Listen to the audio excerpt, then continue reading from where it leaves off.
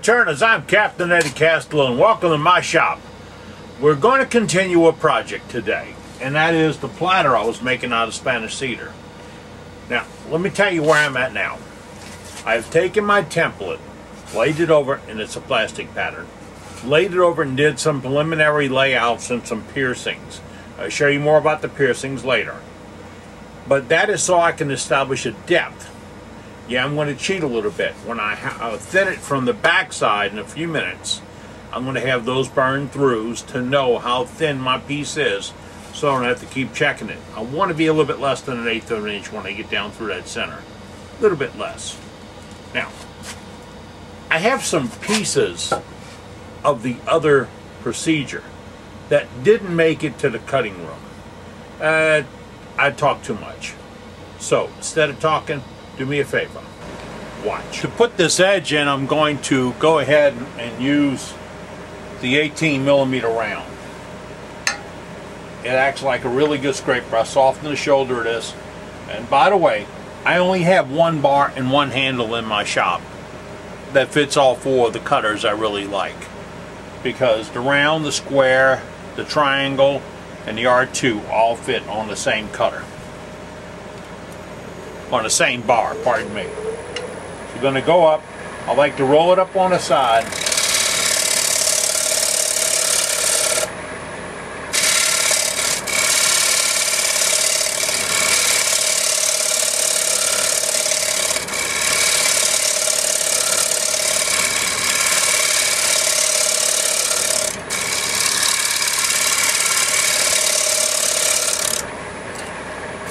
Make sure you don't put a dip right there when you keep going back. And now, as you saw, I used my what I call the R18, the 18mm round, to sweep out that corner and clean it up.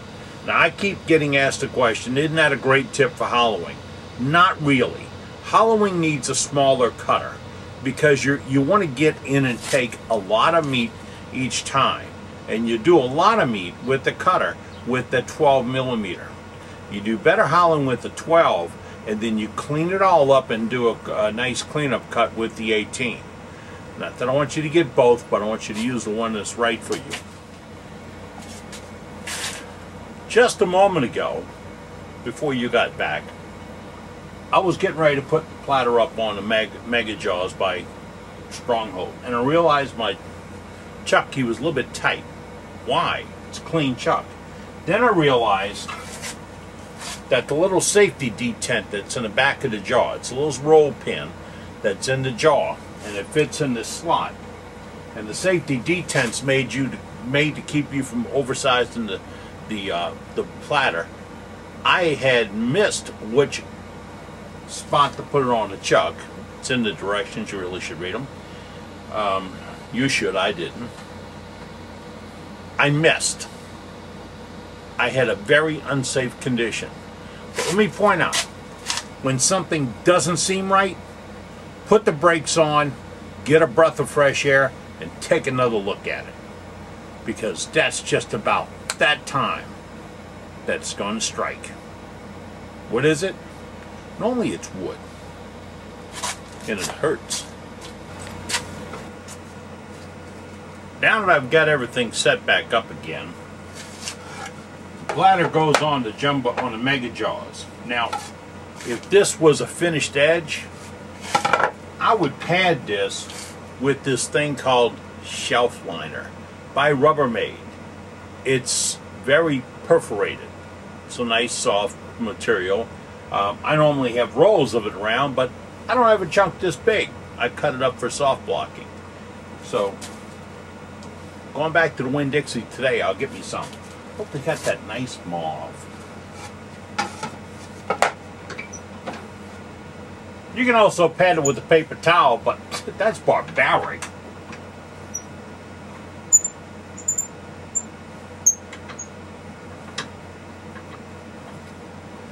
Remember, our limit is 1,000 RPMs. Now, what we're going to do is shape in the bottom of the piece to match the other side of the dish, and I've got that measurement. I'll lay it out. Before we get started into cutting some wood, I have to tell you that more than 2/3 of the questions I get through eddiecastellan.net and through eddiecastellan.com are about sharpening. Guys want to know, how can I learn how to sharpen, how can I sharpen better, and everything else. It's a question, 2 or 3 a day, really. And I don't mind them, because the sharper the tool, the better it'll work, really. You don't want to be sanding yourself to death. This is not called wood sanding, it's called wood turning. Although I know guys that really should start with a brick. Well, we won't go there. What I have found is the best way to sharpen an elliptical gouge is with a jig. David Ellsworth created a jig years ago, and my jig right here is based upon that same math. Hold the tool, hold at an angle, and let it do an elliptical grind. And part of that is a tool rest at the right location. Let me explain how. Tool rest in the right location. What is the right location? According to David Ellsworth, that location is 7 inches out to that cup from the face of that wheel. It's got nothing to do with that motor, the bracket, the base, or the guy next door's lawnmower. It's got to do with this, the face of that wheel that does the cutting and that point that holds the jig. That one's to be 7 inches. This is my little Korean template I keep around the shop. I've glued it back together a couple of times because I'm clumsy. 7 inches out. The other critical point is 4 inches down from this horizontal point on the grinding wheel. Now, I've measured up to this, came out, measured up, then measured back down. This cup is 4 inches down from the center of that wheel. So now, according to the math I can give you, from here, 7. From here, 4. Okay, that's going to give you the spot. So when you put your elliptical gauge on your jig and start swinging, you're going to get a consistent grind. The other part of the grind is how much does the tool stick out the end of that jig. This should be 2 inches. That's a 2-inch block glued back. On the ones I sell, that's a welded rod I put there. Well, I'm going to touch that welded rod, I'm going to dull my tool. You're on the way to sharpening it. That will give you the right math to swing this tool every time. Once you've got it set up, that's all you needed to do to sharpen your tool. This is the Ellie Avocero. This cuts a relief on the back side, gets the steel out the way that you really don't need. Doesn't touch the cutting edge, it goes back some. And yeah, if you touch it after grinding, it's hot. Now, we have that science out the way. I have 2 ways to verify this and confirm it. Number 1, I make a little thing called the Accu set. See this little collar? This little collar slips on your jig, on your rig. This is a rig, the other part was a jig. It slips on and tightens it up. So if I pull this out and put in my ball gouge rig, or my roughing gouge rig, or whatever, and put the other one in there and do my bowl jig with it right now, or I have this set, I don't use a bowl gouge very often. I have this set for my roughing gouge.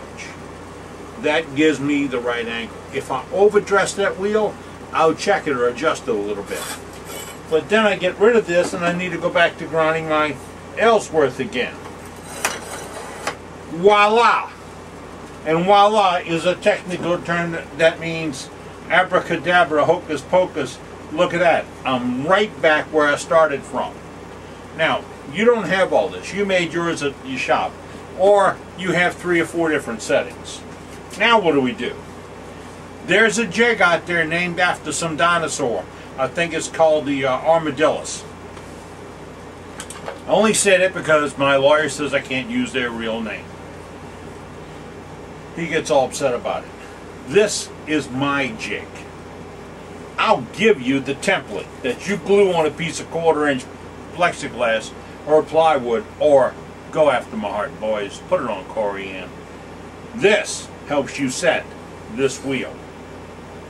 This is set to put that dish right back at my Ellsworth grind. Yeah, how about that? Now, I've got a different grind. I want to have it to be in a more forward spot. I loosen up, I read it. That would be the location. I have one that I like to have back further. And how do I keep track of it? Do you see the scale on there?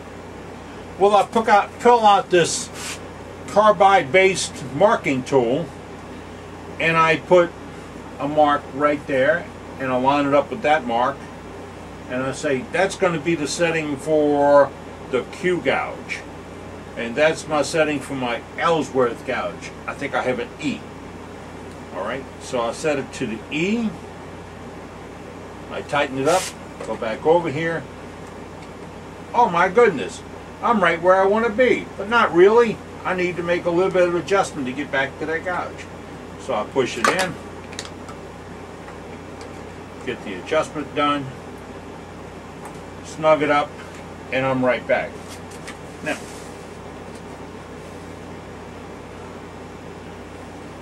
see if I get this working right. There you go. As I said when I started this, I get more questions about sharpening than anything else. And I myself had lots of questions.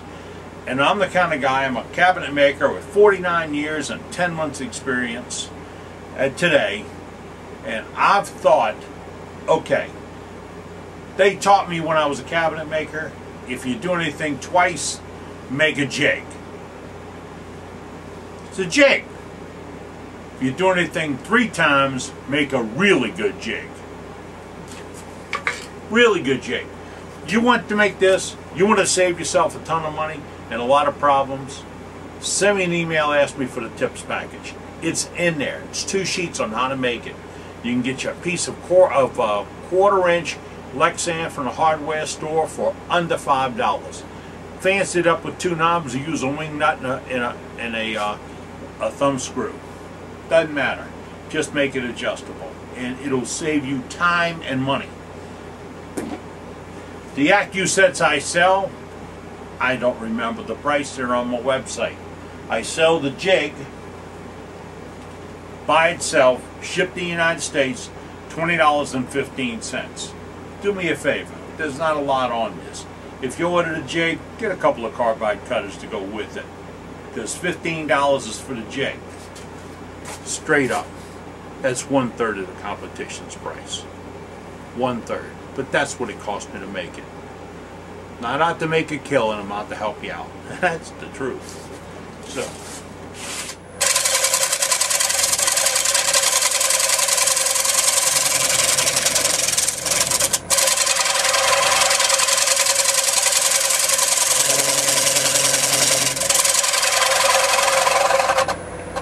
I'm a 1/4 inch too high when I go to cross the center. When going with carbide tools, be aware that the tool itself runs a little thicker. So when you change over, you have to make adjustments. That's a burn hole. I have one that's showing up, and I can see with that we're about a 1/4 inch thick right there. That's my reference hole. Now I have a couple of more. Here's another one coming up over here, flower. As we go down, we're going to start seeing more of that.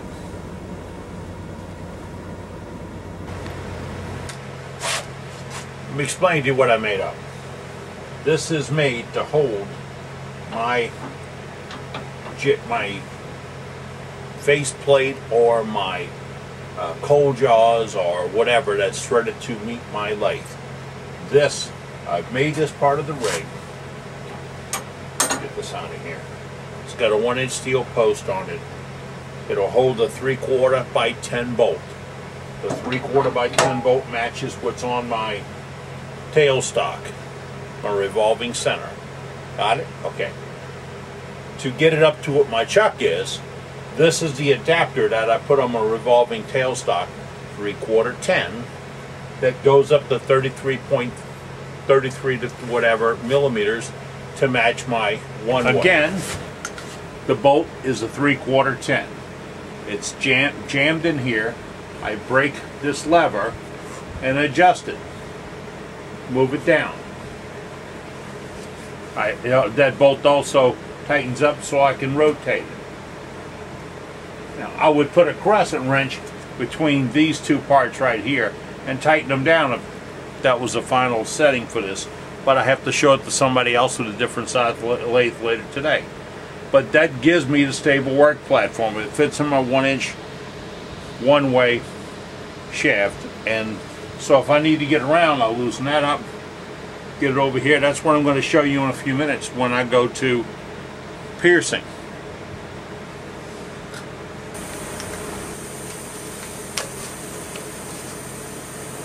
That's my template.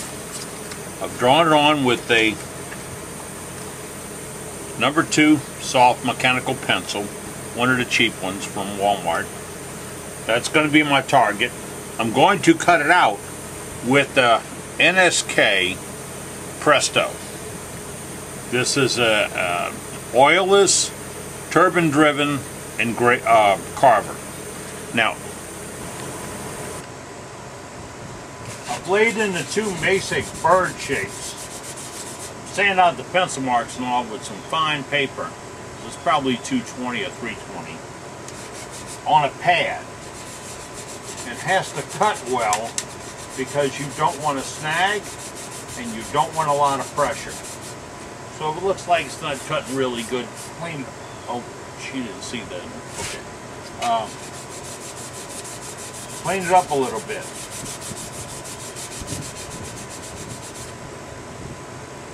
You can also power sand this if you're either brave or stupid. But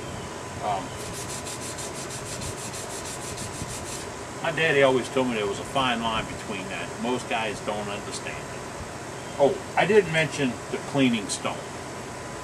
When you're cutting, if the piercing slows down or the smoke gets too heavy, pull it out, have the stone right here handy, and just one little swipe across the stone cleans off the carbon that's built up, gives you new sharp cutting edges, reduces the smoke and reduces the amount of pressure you have to put on it. That's the key to why that stone is available. And irregular pressure, or the heat built up by pushing, is what will break the cutters. Normally they'll last for a long, long time. You break them, they don't break. So now, this rig I came up with is going to be called a holder, H-O-L-D-R, holder. I'll add it to the website when I can. Getting the shoulder fixed, I'll be out for 2 weeks. The doctor says 2 months. But what's he know? I was wood turning while he was still in medical school. I know the importance of this. I still have tons of cutters. I worked my butt off. It's gone. Getting bars ready, jigs ready, rigs ready, and all that stuff. So if you place an order through the website or by phone, I'll still be able to fill it while the wing's getting fixed. And then we have some new toys coming out. Always something new. Well, I'm Captain Eddie Castle, and I hope you like this little project, because I've had a little fun making shavings. There were big shavings, little shavings, and then these teeny ones that are all black when they come out. So, see you soon. You take care. I will. I'm going to like this.